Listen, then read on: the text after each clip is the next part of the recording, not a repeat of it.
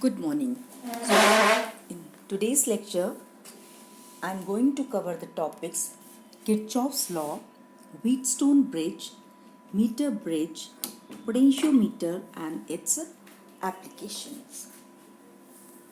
Now, Kirchhoff's law we have discussed in the previous lecture also, so let us revise. The first law is the junction rule. According to the junction rule, the algebraic sum of electric currents at a junction in any electrical network is always zero. That means the amount of the current which is coming to any junction is always equal to the amount of current leaving the junction. Second law or the loop rule. Now, according to this loop rule, the algebraic sum of all the potential drops and EMFs along any closed path in an electrical network is always zero. For an example, here it is an electrical network. Now here we have to use the sign conventions which are very important. For the sign convention, always when we are talking about the potential drop means the fall. So fall potential drop is always taken negative. Potential rise are always taken positive. Regarding EMF, if the EMF is from higher potential to the lower potential, that means the potential fall is taken negative. Potential rise, that is from lower potential to higher potentials, taken positive. Now to discuss this, these arrows, these we have chosen ourselves. The direction of the loop clockwise or anti-clockwise we will consider ourselves. And according to this, now let us consider the loop AB, A, B, C, A. In this loop, this is the direction, the clockwise direction we have chosen ourselves. Now according to this direction, now I1 this direction is given in the circuit. Now we are moving the clockwise direction and this is also in the same directions. So the potential drop across the resistance R1 is I1 R1, but the direction of the current is opposite to the direction of our loop which we have chosen ourselves. They are opposite, so it is known as a potential rise. So potential rise is taken positive, so plus I1 R1. Similarly, here the current is flowing in this direction and the direction of the loop is clockwise, so they both are opposite to each other. So again, since current I1 plus I2 is flowing across the resistor R2, so potential drop, or you can say the V is equal to IR, I1 plus I2 R2, but since it is the potential rise opposite to the direction of the current, so it is potential rise, so we have taken positive. In this loop there is a cell E and the direction of our which we have chosen is a clockwise, and here it is going from higher to lower potential, so that is why we have taken minus E1. So minus E1 plus I1 R1 plus I1 plus I2 R2 is equal to 0. This is according to the Kirchhoff's loop or the second rule. Similarly, we can apply for this rule in this loop A, C, D, A. Here I1 plus I2 and the direction of the loop both are in the same direction, so it is the potential drop. So minus I1 plus I2 R2.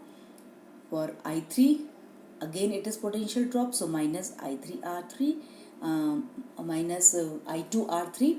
For the cell E2, from lower to higher potential, so it is positive, so plus E2 is equal to 0. So this in this way rise means always positive and fall means always negative. So by keeping in mind the sign convention and by taking the direction clockwise or anti-clockwise direction by ourselves in the loop, we can make the equations. So according to the second loop or the second law or the loop rule. Now Wheatstone bridge. Wheatstone bridge, it is an arrangement of four resistance P, Q, R and S along the four sides of a quadrilateral. and they are arranged in such a manner that in terms of the three register, that's P, Q and R, we can find the value of the unknown register, that is R. Under the balance condition, this is the galvanometer and this is the cell connected to the two arms. So under the balance condition, no current flows through this galvanometer and we get the relation P upon Q is equal to R upon S. So whenever we are saying the balance condition, it means that there is no current through the galvanometer. Now derivation of the condition. Now again we will use the Kirchhoff's junction rule and the second loop rule. Now here the current I is flowing, which is divided according to the junction rule, I1 and I minus I1. Now at this point, if Ig current is flowing through the galvanometer, then the remaining current I1 minus Ig will flow through the arm BC, and here Ig current is coming and I minus I1 is coming. So according to the junction rule, they will sum up and the total current I minus I1 plus Ig will go through the arm DC. So in this manner, we can use the junction rule. Now we will apply the loop rule for the loop ABDA. So again potential drop, so minus I1P. Here again potential drop, so minus IgG. In this direction again the potential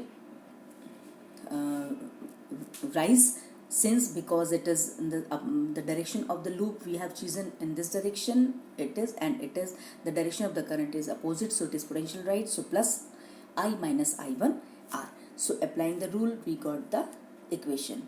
Similarly for this loop, we will get minus I1 minus IgQ plus I minus I1 plus IGS plus IgG is equal to 0. Now under the balance condition, no current through the galvanometer, so Ig is equal to 0, and if we rearrange these two equations, we will get the condition P upon Q is equal to R upon S. Here we have to note, keep in mind that if we interchange the position of the galvanometer and the battery, that is, here it is the galvanometer, if here we will apply the or connect the battery, and in this place of the battery we connect the galvanometer, then there will not be any if we interchange the position of the galvanometer and battery, there will be no change in the balance condition as they are conjugate arms. The measurement of the resistance is not affected by the internal resistance of the cell, since it is a null method. Null method means no current in the galvanometer. Now Wheatstone bridge is more sensitive when resistances in 4 arms are of the same order. So to make the Wheatstone bridge more sensitive, we have to arrange the resistance in the 4 arms of the same order. Now let us discuss the meter bridge. Meter bridge is based on the principle of the Wheatstone bridge.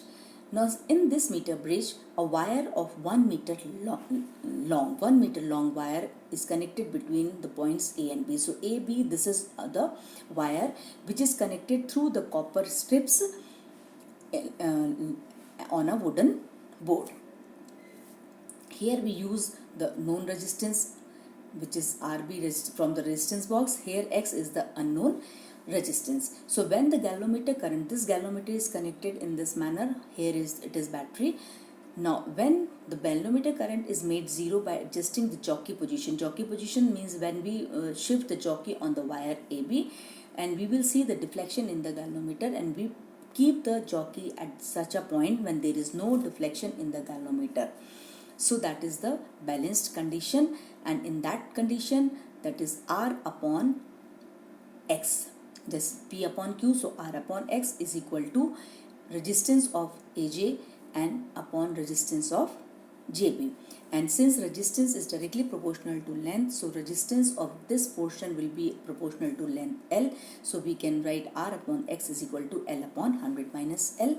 And from this relation, we can get the unknown resistance X is equal to R upon 100 minus R into 100 minus L upon L. So in this manner, using the Wheatstone bridge, we can find out the unknown resistance. Now another use of the another instrument, it is the potentiometer. meter. Now potentiometer is basically a piece of uniform wire of 4 meter or 10 meter long. So here A to B.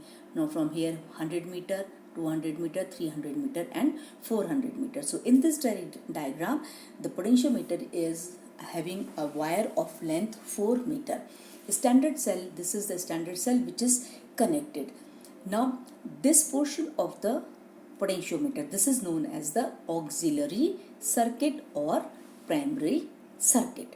Now this circuit allows the current to flow in the wire of the potentiometer. So according to the principle of potentiometer, if the wire of the potentiometer, if this wire is of uniform cross section area and a constant current is flowing through it, then the potential between any 2 points of the wire is directly proportional to the length of the wire. Now how can we say that? We know that V is equal to IR. In place of R we can write rho L upon A and I rho upon A. If keeping I constant, rho means a particular wire and A is the uniform cross sectional area. In that case, this is a constant. So in that place we can write K. So here K is equal to I rho upon A. So by keeping this constant, then V is proportional to L, the length of the wire. So here K is known as the potential gradient. Potential gradient. It is very important regarding the potentiometer. So potential K is equal to V upon L, or V is the potential across the potentiometer wire and L is the length of the potentiometer. So potential gradient is the potential per unit length, keeping the constant current flowing through it of uniform cross-sectional area and uniform composition. In that case, K is the potential gradient and V is proportional to L.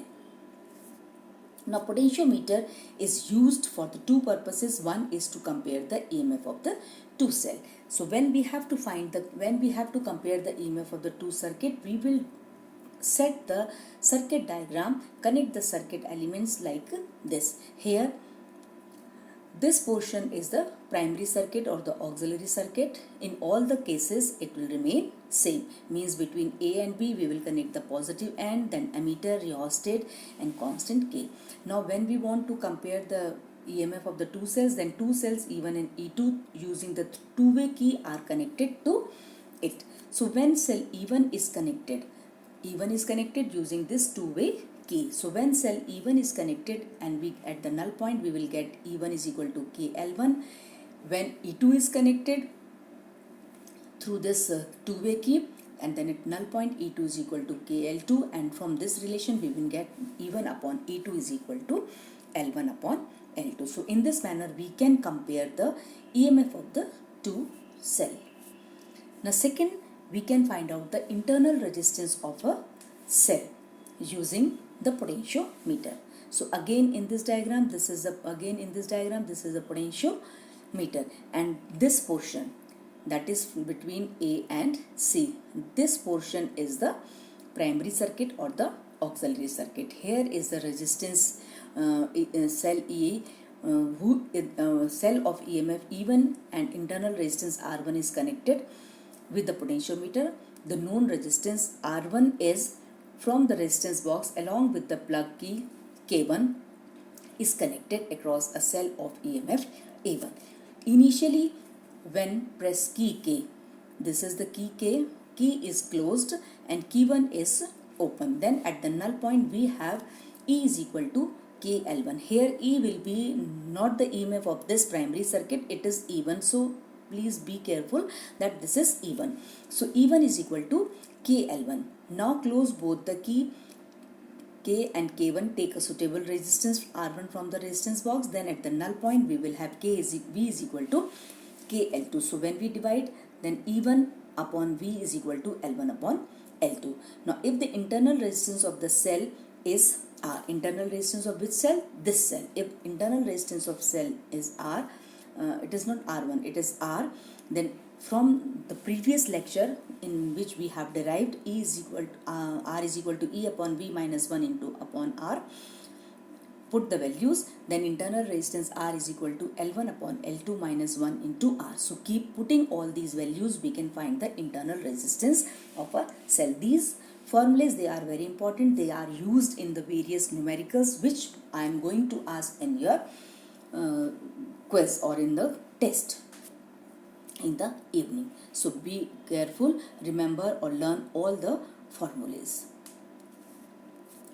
Now here we have to take precautions that all the positive and negative terminal of the driving cell. Driving cell means this auxiliary circuit is known as the driving cell, and this circuit is known as the driven cell. So driving cell and the driven cell, or driving cell means the cell in the auxiliary circuit. It is connected to the terminal of the potentiometer at which positive or negative terminal of the cell of the EMF is connected. Or in other words, we can say that all the positive terminals should be connected at the same point, whether it is of the driving cell or the driven cell. Second is the EMF of the driving cell is greater than the unknown EMF of the other cells connected in the potentiometer. That means that EMF of the driving cell or the auxiliary circuit should be greater than the other cells used in the circuit. Otherwise, the balance point will not be obtained on the potentiometer wire. Third point, the precaution, the wire of the potentiometer should be of the uniform cross-sectional area. It is the must condition for the potential gradient. The fourth, the resistance of the potentiometer wire should be large. So these precautions we have to consider, keep in mind. And also remember that the experiment, meter bridge and the potentiometer are in the syllabus of the practical exam. So you have to learn all these two topics very carefully. Now, advantages of the potentiometer over voltmeter. Potentiometer is used to measure the EMF of a cell, while voltmeter is used to measure the terminal potential difference of a cell. Potentiometer is more accurate than the voltmeter because it is based on the null method. This is very important, that it is more accurate than a voltmeter because it is based on null method. Potentiometer is used for the calibration of the readings of the ammeter and voltmeter, but voltmeter can't be used for the calibration purpose. Disadvantage, the potentiometer is not portable, but voltmeter is portable. Potentiometer does not give the direct readings, but voltmeter gives the direct readings. So in this way we can compare the potentiometer and the voltmeter. Now these are the examples from your NCERT books. Read the example carefully and try to solve. If you are not able to solve, then go to the another slide. You will get the solution. Similarly, just read this numerical, try to solve yourself. Not able to solve, then go to the another slide and solve the questions. So remember all the formulas for the today's test in the evening. Thank you.